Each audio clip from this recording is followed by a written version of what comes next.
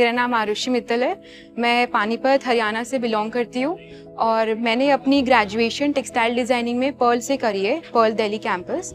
और फिर उसके बाद मैं गई मैं UAL university of the arts London, वहाँ से मैंने अपनी मास्टर्स करी है अगेन टेक्सटाइल डिज़ाइनिंग में, जहाँ पे मैंने अपनी रिसर्च करी थी पराली के ऊपर। जो पराली हम लोग जलाते हैं, हमारे आसपास काफ़ी हम सुनते हैं न्यूज़ के अंदर कि उससे पॉल्यूशन क्रिएट होता है। सो मैं अपनी रिसर्च उस पर कर रही थी कि ऐसा क्यों होता है, उसके रीजंस क्या हैं और इसमें मैं as a designer, as a textile designer मैं अपना क्या इनपुट दे सकती हूँ, ताकि मैं जिस पानीपत जिस ज़िले से हूँ मैं उस एरिया के, उस ज़िले के लिए कुछ कर सकूँ। और इस दौरान मेरी रिसर्च के अंदर मैंने पाया कि पराली से एक हम बहुत ही नया मटेरियल की तरह बना सकते हैं, उसको एक नए रिसोर्स की तरह बना सकते हैं और उसको एक टेक्सटाइल में इंट्रोड्यूस कर सकते हैं एज अ रॉ मटेरियल, कि उससे हम कुछ भी बना सकते हैं। मेरा ब्रांड है कॉल पराली बाय आरुषि, जिसमें हम एटलीस्ट 30 प्रोडक्ट बनाते हैं पराली से, जिसमें हम टेबल कवरिंग, दीवार को कवर करने के लिए जैसे ब्लाइंड होगी, कर्टन्स हो गए, फिर फ्लोर को कवरिंग करने के लिए हम रग्स, रनर, मेडिटेशन मैट, हम ये सब चीज़ें बना रहे हैं। तो हमारी शुरुआत होती है, हम खरीदते हैं पराली को फार्मर से, अपने लोकल फार्मर से, जितने भी हमारे होते हैं उनके पास जाते हैं, गांव में जाते हैं, उनसे पूछते हैं अगर उनके पास है तो हमारे पास आए, उसको बेचे वो। और फिर उसके बाद हमारी जब फैक्ट्री के अंदर आता है, जो कि अगेन पानीपत में ही है, खेतों के पास में ही है, हम अपनी फैक्ट्री में लाके उसकी सॉर्टिंग करते हैं, उसकी सफाई, उसको एक कैटेगरी के अकॉर्डिंग उसे छांटते हैं, उसका ट्रीटमेंट होता है। इस पूरी प्रोसेस में कुल मिला के 6 से 7 स्टेप होते हैं। जब एक पराली जो एक पेस्टिसाइड, इंसेक्टिसाइड, मिट्टी के साथ गंदगी के अंदर जो भरी हुई होती है एक पत्ता, वो हमारे पास फैक्ट्री में आता है, फिनिश प्रोडक्ट बन जाता है। सो उससे हम ये सब चीज़ें बनाते हैं। ये हमारी पहली कलेक्शन थी बास्केटरी, जिसमें हमने पराली को एक बास्केट की टेक्निक के साथ उसे यूज़ किया है। और आप देख सकते हैं ये कितनी साफ, क्लीन है, इसमें कोई भी गंदगी, कोई स्मेल या कुछ भी आपको नहीं मिलेगा। फिर हमने इसको होम के अंदर, होम टेक्सटाइल्स के अंदर इसको इंट्रोड्यूस किया है, जहाँ पे हम टेबल मैट्स बना रहे हैं। और table mats and the fabrics of different अलग अलग थिकनेस के साथ इसको आप कुशन की तरह भी यूज़ कर सकते हो एज अ फैब्रिक। इससे आप ब्लाइंड से बना सकते हो, जिसके अंदर इतनी शेयरनेस होगी, इतना लाइट वेट होगा कि जो कर्टेन का इफेक्ट होता है आर पार दिखना, उसकी तरह भी यूज़ कर सकते हैं। फिर हमने बनाया इसके साथ वॉल डेकोरेशंस, जिसमें हमारा जो भी प्रोडक्शन वेस्ट होता है, जो हमारी खुद की प्रोडक्शन के अंदर जो वेस्ट निकलता है, उसको भी हम रिसाइकिल करते हैं, जिससे हम कुछ कुछ अलग अलग नई नई चीज़ें बनाते हैं, जैसे कि वॉल डेकोरेशंस हैं या छोटे हमारी कोई सैम्पल फाइल्स जैसे किसी बायर्स को चाहिए होती है, तो उस सब के लिए। देन इवन जो बिल्कुल ही वेस्ट, बिल्कुल ही चूरा, जो कि किसी काम का नहीं रहता, बिल्कुल लगता है कि अब इसको तो फेंक देना चाहिए, बट हमारी यूनिट के अंदर वो भी रिसाइकिल होता है। उससे हम ये गणेश जी की तस्वीरें और हमारे काफ़ी सारे पोट्स, जिसके अंदर हम बास्केट्स अलग अलग तरीके की मिट्टी की तरह लगने वाली चीज़ें लगती हैं, बट वो सारा पराली से होता है। हमारी इस पूरी यूनिट के अंदर कुछ भी वेस्ट नहीं जाता, पराली का एक एक तिनका हम उसको रिसाइकिल करते हैं। इवन जो हमारा पत्ता झड़ता है या इसके अंदर से जो बीज कुछ निकलता है, हम उसको भी कुछ ना कुछ करते रहते हैं और उसको भी रिसाइकिल अपसाइकिल करके अपने प्रोडक्ट में, अपने काम में यूज़ करते हैं। मतलब मेरे को लगता है कि हमारे को जो एजुकेशन प्रोवाइड होती है वो इसीलिए प्रोवाइड होती है कि हम अपनी उस एक एजुकेशन को एक्वायर करने के बाद कुछ अपनी सोसाइटी के लिए कुछ कर सकें, अपने लिए कुछ कर सकें और अपने पेरेंट्स के लिए कुछ कर सके, जिन्होंने पूरी ज़िंदगी हमारे लिए दिया है। और स्पेशली जब मैं जिस जगह से हूँ, पानीपत से, मैंने टेक्सटाइल की प्रोडक्शन देखी है, टेक्सटाइल इंडस्ट्रीज़ में काम किया है, और मैंने उसके आसपास रहने वाले जो हमारे वर्कर्स होते हैं, जो भी मतलब कारीगर होता है, उसकी लाइफ देखी है कि वो किस तरह से एक रह रहा है। हमारे पास जो टेक्सटाइल का पोल्यूशन है वो तो पूरे सालों साल चलता है, 12 महीने चलेगा, बट जो पराली से हमारा पोल्यूशन होता है वो एक पर्टिकुलर पीरियड के अंदर आता है। तो जब मैं इन सब चीज़ों को देखती हूँ, मेरे खुद के माँ बाप यहाँ रहते हैं, मैं अपना चाहूँगी कि मैं इंडिया में आके रहूँ, जिस धरती में मैं रही हूँ पूरे इतने टाइम में, मैं जिसके रिसोर्सेज कंज्यूम करे हैं, तो मैं उसको वापस देना चाहती हूँ, अब एज अपनी एजुकेशन उसके अंदर, चाहे जैसे भी करके। मेरे पास अपॉर्चुनिटीज़ थी जहाँ पे मतलब मेरे को जॉब मिल रही थी, मैं वहाँ पे रुक सकती थी उस टाइम पे, बट ये सोशल कॉज पे काम करना बहुत ज़रूरी था, क्योंकि गवर्नमेंट इसके ऊपर इतने टाइम से काम कर रही है, बहुत लोग काम कर रहे हैं।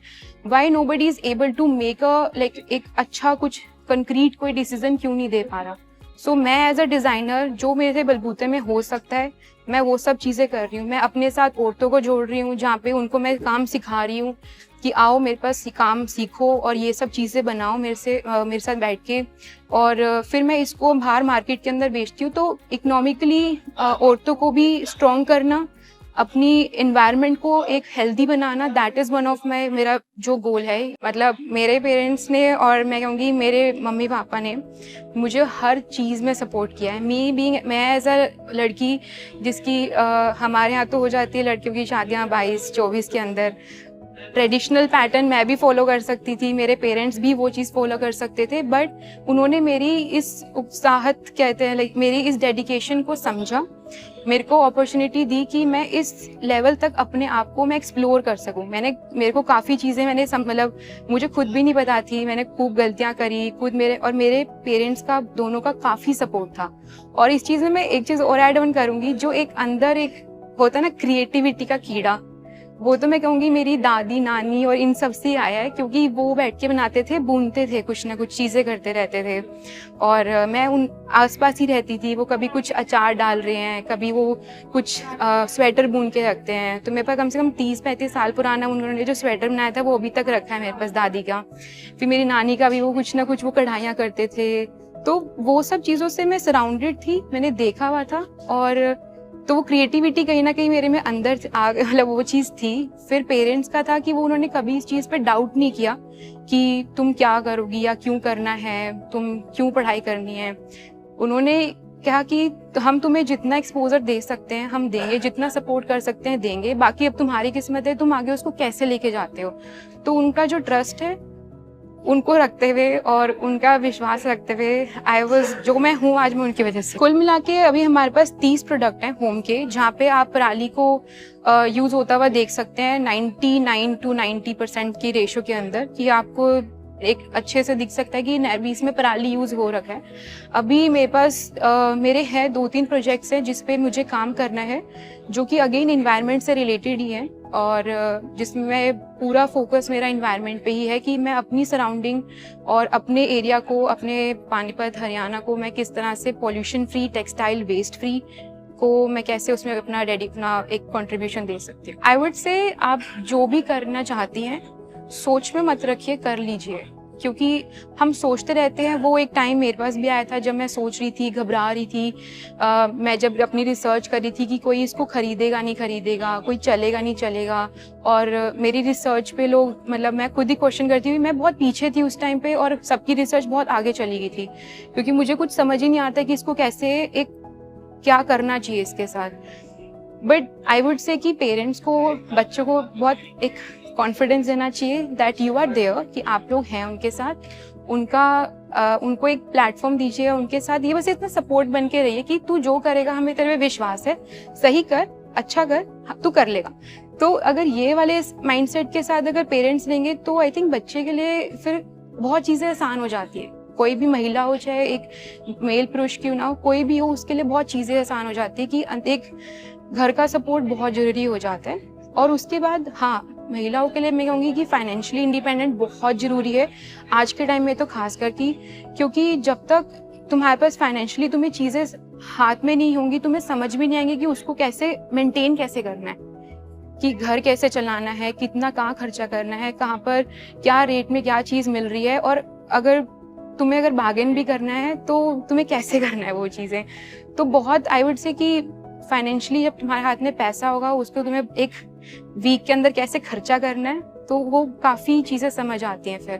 तो बहुत ज़रूरी है फाइनेंशियली इंडिपेंडेंट होना। भारत में मैं ये कहूँगी कि अगर किसी चीज़ के ऊपर किसी का इंटरेस्ट डेवलप हो जाता है या फिर किसी की समझ में कोई चीज़ आ जाती है, तो India is one of the biggest platform where you can sell at least अपने मेड इन इंडिया प्रोडक्ट्स के लिए।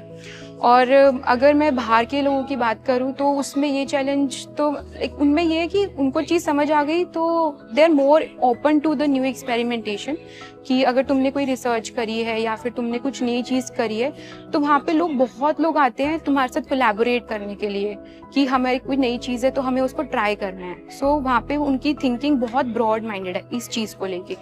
In terms of collaboration, big companies, small companies, big brands, designers, बहुत लोग आएंगे। दे वोंट क्वेश्चन की, वो क्वेश्चन नहीं करेंगे कि तुम्हारी कैलिबर पे या फिर तुम अभी छोटे हो तो वी डोंट, हम तुम्हारे साथ काम नहीं करेंगे, तो कंपनी बहुत रिसर्च स्टेज पे है। They will collaborate. But India के अंदर आई वुड से कि एक बार कंसेप्ट को समझने की और एक वेव की ज़रूरत है जहाँ पे पीपल आर इनटू दिस, कि जैसे समझ आएगा फिर वो सब इस चीज़ को ट्राई करना पसंद करेंगे। Thank you so much for this. Thank you.